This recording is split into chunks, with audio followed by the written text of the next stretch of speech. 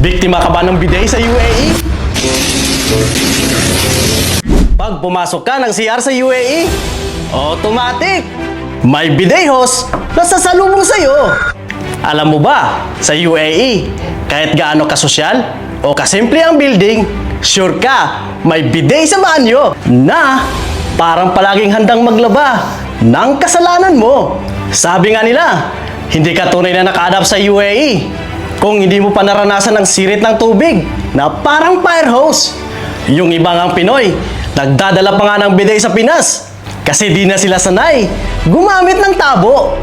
Ganon ka-legendary ang bidet culture dito. Kaya next time kung papasok ka sa CR, huwag mo kalimutang i-check ang bidet bago mo iputok. Baka maligo ka pa nang wala sa plano. Ito po si Justin Pre, importante, di ignorante.